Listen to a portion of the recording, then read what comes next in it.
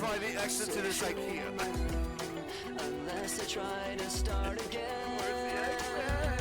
I don't want to be the one the battles always choose. Cause inside I realize that I'm the one confused. I don't know what's worth fighting for, or why I have to scream. I don't know why I instigate.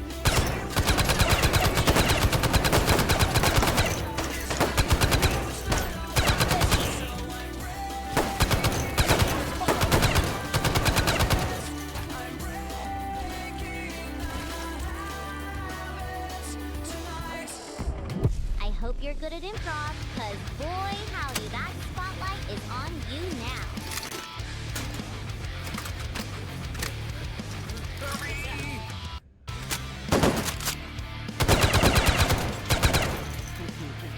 Record all my fuck ups and reloading.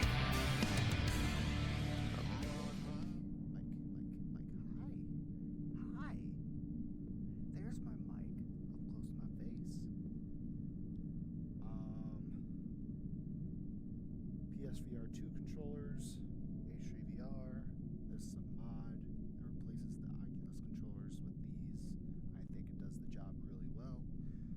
There's also a mod for haptics with PSVR2 controllers made by a good friend, Niko.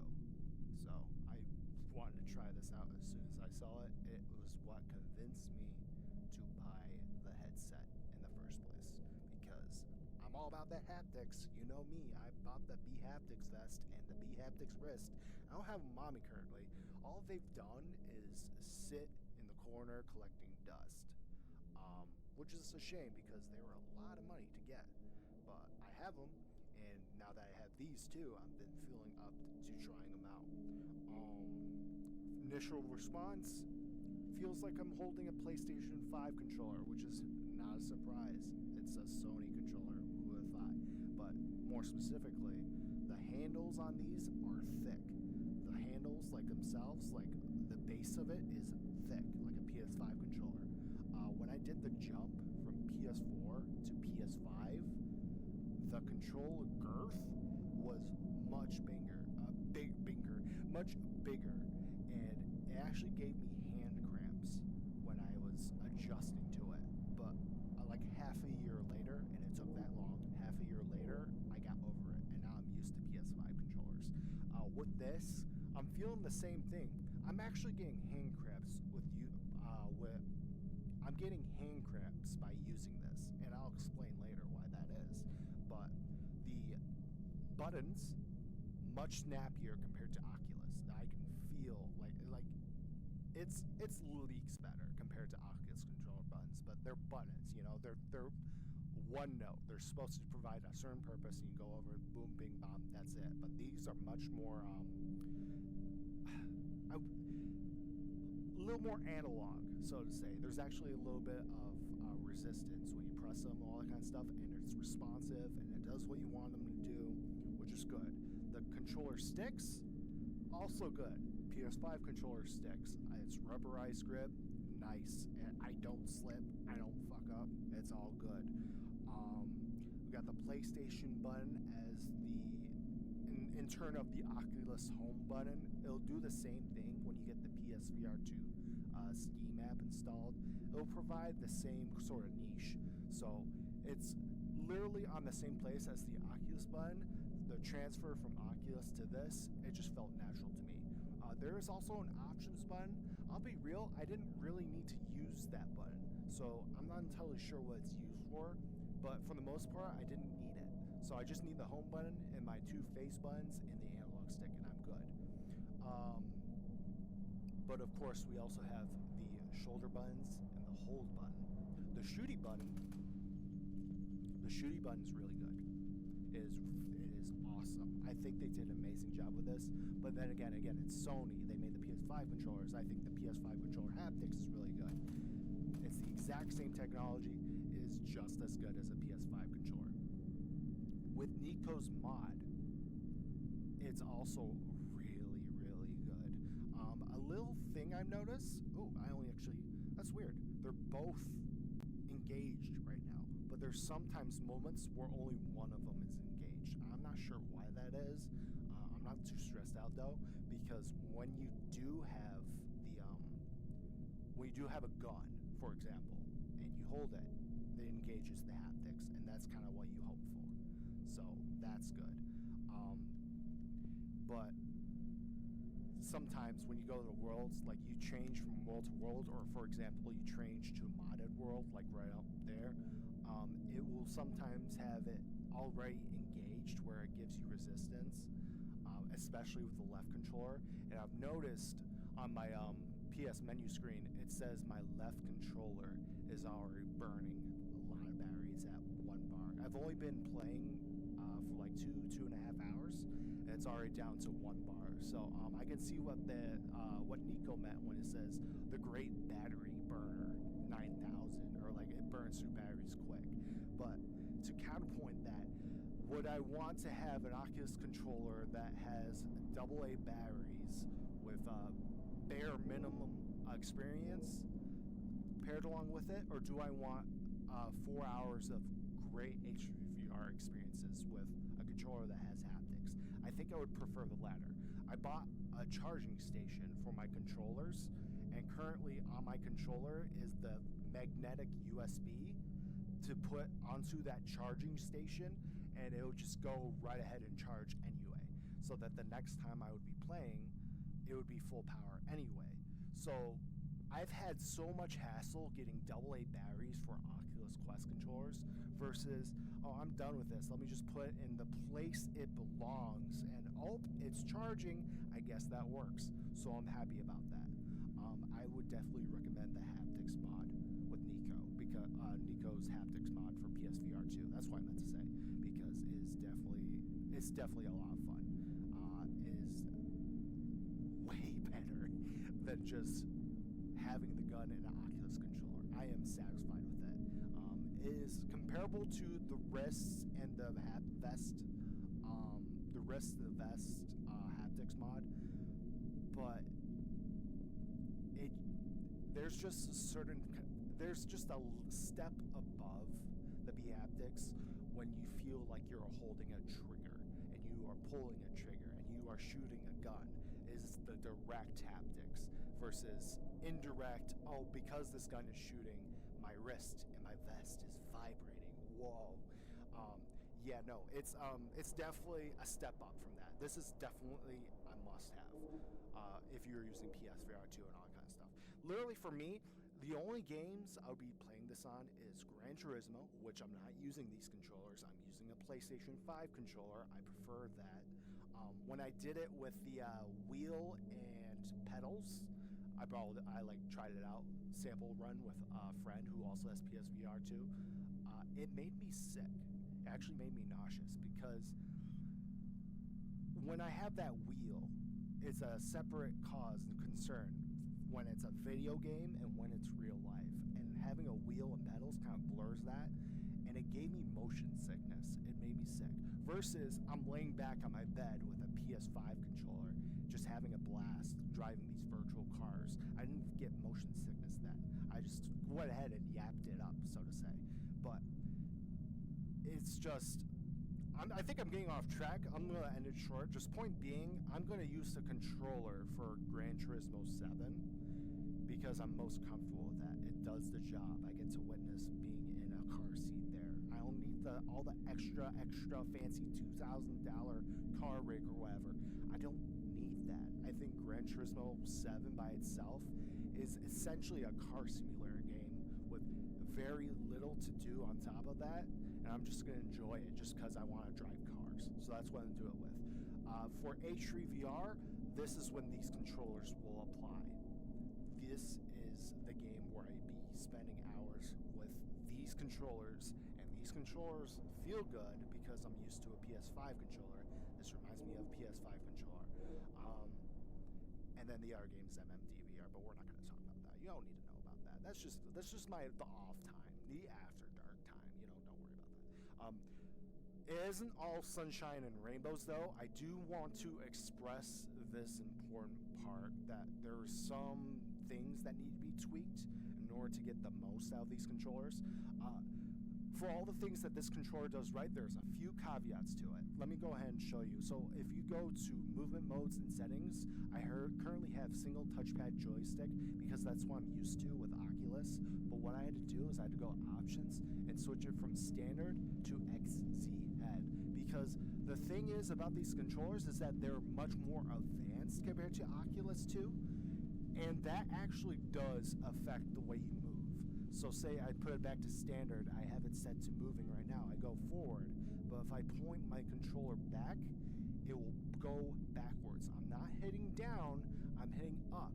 So it's like I'm flying an airplane or something, like it's going reverse from what I'm used to.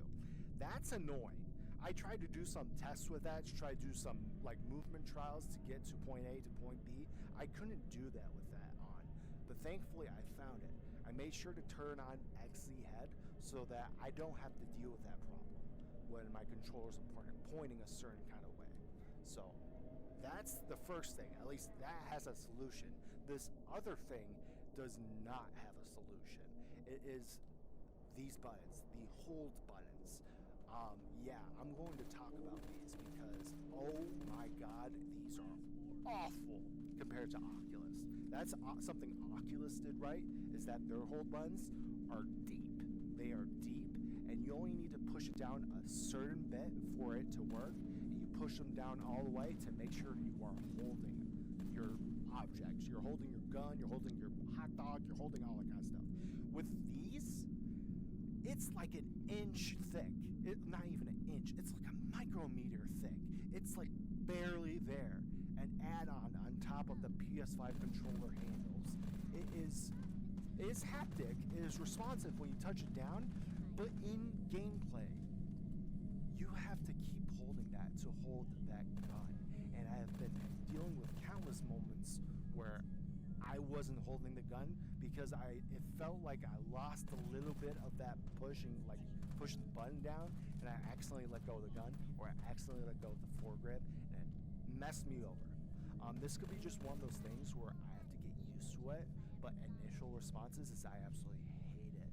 It gave me hand cramps before my controller could even die.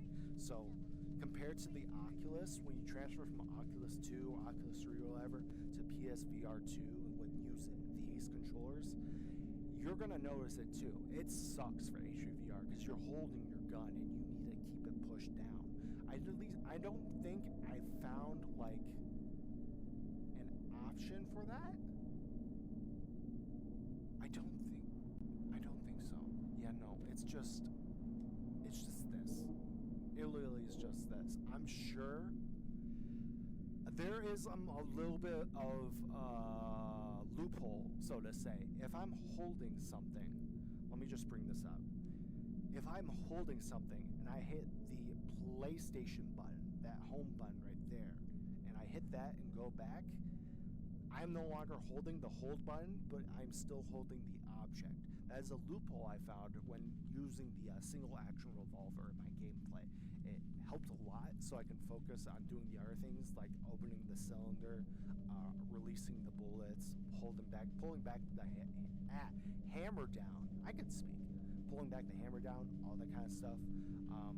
Because holding it down, it just required so much more brain power compared to like an Oculus controller, where it's deep and it's not resistant, and you just do it, and I just ate that hot dog.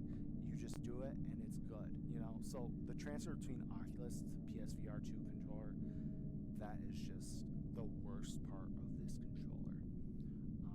Is it a deal breaker? I don't think so. Again, I think it's just something I have to get used to, but it just sucks that it's just this thick. I might look into it and see if my opinion changes. If I do find a solution for it, I'll put it in the comments down below, but I don't think I'm going to be that lucky. Other things. Oh, the way I'm talking right now, if you're not used to my voice being this shit, in case the recording comes out pretty shit, is because I am using the headset that I would use when playing Call of Duty. I'm using my HyperX wired headset. And here's the thing about that. By itself, it wouldn't work with PC. It just, the input, the microphone, does not work with PC. It's just something silly that I've dealt with all this time. There's been moments where I try to record my voice, you know, for like taking hold of announcers and anything like that, but I couldn't do it because my headset microphone wasn't working with the computer. But it's working here because my headset is currently, or my headphones are currently connected to my VR headset, not to my PC. And I find that's funny because that works out for me. I'm so used to Oculus having an input device. Oculus headset microphones are really good, I will say, but I was worried since this VR headset, PSVR2, it has no batteries, it has no microphone, it has none of that. It comes with the shitty itty bitty earphones that I just like. I am not gonna use that. Heck no. But thankfully, it works with my HyperX headset and it works with my input device. So I'm able to give you guys this review, able to talk to the video, talk to you guys with a headset. Normally, I'd be used to fuck around with Call of Duty. So that's one solution just dramatically solved. And on top of all that, because of the situation where I didn't want to use that stereo earphones that the PSVR2 headset comes with, that I wanted to use these HyperX headphones. H3VR guns sound so much better this way compared to just relying on the Oculus headset. The HyperX headphones have this thing where bass is boosted and makes gunfire sound so much better. That's why I've been using them for years for Call of Duty. And to have that here when I'm using Catcher's FAMAS, the FAMAS feeling, it sounded so good. The gun sounded amazing, especially when it was suppressed. It sounded like a gun, and I could just feel like I'm falling in love with this game all over again because of it. The PSVR2 headset comes with these rubberized flaps. It's not like cotton or whatever the Oculus normally comes with. It encases the top parts of your head and it covers all your peripherals to make them all black. So all you see is just the screen. And it's so good. And I love that for that. The headset strap, you push a button and you pull it up and wrap around your head and you turn a knob to tighten it around your head. That's the third-party kit that I bought for my Oculus Quest 2. It doesn't have the button that makes it loosen. All it has is just the knob to loosen or tighten it. And I think what they did here with the PSVR2 headset is just a step up above that. I think it's great. Downside to the rubberized parts of the PSVR2 headset is that sweat gets trapped in there quite a lot. So I would say after a long play session, it would be very wet, so to say. So you do have to dry it off with a towel. I'm probably going to do that after I get done with this video. There's also the issue where if you wear glasses like me, you have to deal with your glasses fogging up when you wear the headset long periods of time because your glasses is trapped along with the upper parts of your face and they will fog up. I've seen it when I used my friend's PSVR2 headset. Still not a deal breaker because I did buy healing lens to match my prescription glasses and applied them to my headset. Specifically Hans VR Oculus lens because the other one was going to take too long and it was a little more expensive. But that's the current ones I'm using. I was a little iffy about the installation because it just felt like there was a little too much space between the lens and the ocular lens. The headset lens, the ocular lens, but it's working so far. I guess if anything, the tracking part of the VR headset was kind of gibbed because of these ocular lens, so you might want to do that first before applying them. Or don't. It doesn't really affect me that much. Not the tracking part per se, but it's the blend of light to darkness that you want to do during the VR headset setup. You can completely skip over that. It doesn't really affect you in any way when you're using it for this game specifically. Maybe for other PSVR2 games, it would require that, but not for this game. It doesn't have those needed effects where it was where the brightness versus darkness feature is applied. At least I don't think. I do want to mention though, the cord that this headset comes with is bespoke to the headset. If it breaks or anything, you have to literally send it to Sony to fix, and that can take anywhere from $100 to even more. So you got to be extra careful when using this headset and putting it into like outlets and whatnot, or just in general when you're in the middle of gameplay, you got to be extra careful, because if that cord breaks, you're pretty much screwed for the long run. As for these, funny story. When I got my PSVR2 headset refurbished from Amazon, it came with 2 right controllers, which was pretty dumb. So I had to buy the left controller. Thankfully, it was pretty fast. The eBay shipper was really quick with it, so I'm very grateful to him or / her for it. But I think it was just kind of stupid that that it came with 2 right controllers and no left controller.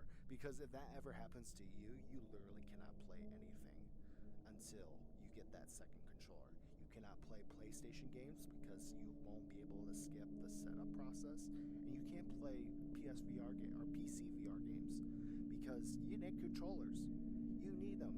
You can't play H3VR with no controllers. Ain't no way.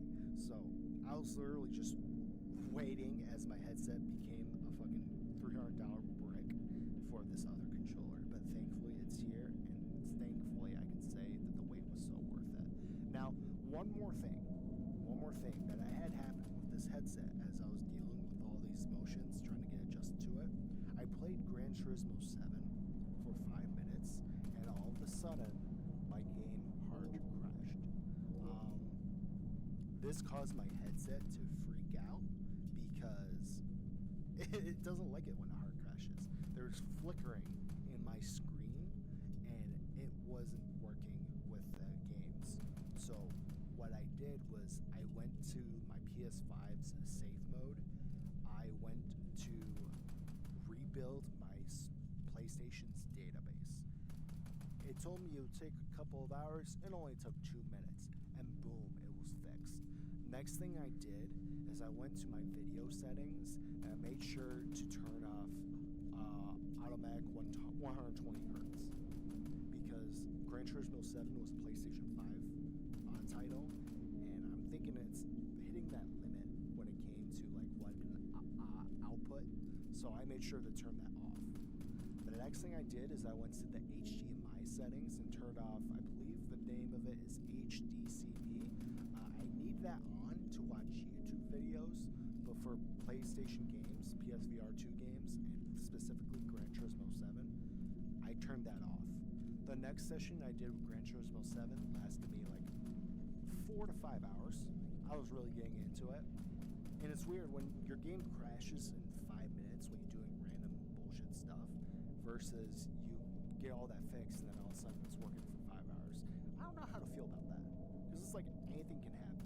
But at least I'm experiencing it now, so I can say later to like in this video, so to say, like what I need to do in order to fix it, and what you guys need to do if you ever encounter this issue. That was the fixes that worked for me. As for specifically PCVR, the Steam VR or whatever, when you take on the headset, you have to set up your play area. If you put it on a second time, you will only get the prompt that says take off your headset. If that happens, you need to clear your play area settings. So on the PSVR2 like application, you go to the 3 dots in the top right screen and you clear play data settings. Then you put on your headset and reset all that back up so that way you're able to run the headset again. Because if you're moving around, or if you're doing a different place, it kind of needs that to be reset. Clear the cache and all that kind of stuff. So that was fun. I figured that one out. In general, my experience with PSVR2 was positive. Despite all the hiccups, despite all the delays, everything, all of the above,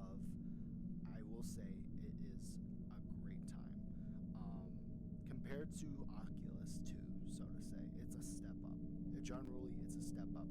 There's some caveats with the cord being bespoke, the hold button on the side of the controller being micro thin. Micro thin is crazy to me, but it is what it is. It gets the job done, right? And then what else? There was one more thing. Yes, the fact that the controller is so advanced that it actually enables this whole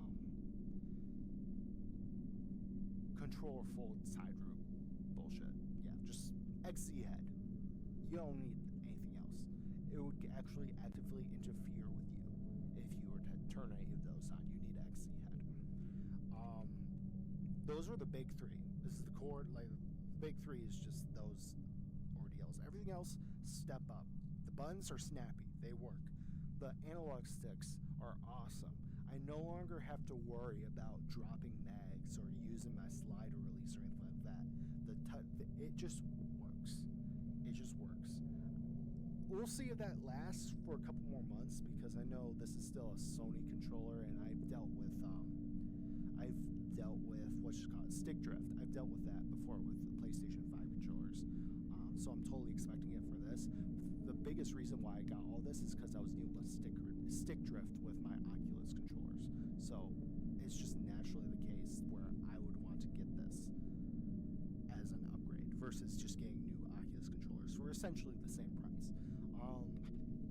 In any case, I think that will be it for this review. I've got more stuff planned. I've got so much work to do, but now that I got all these upgrades and I'm able to experience H3VR in a better way, I've got the passion to do it again. So expect more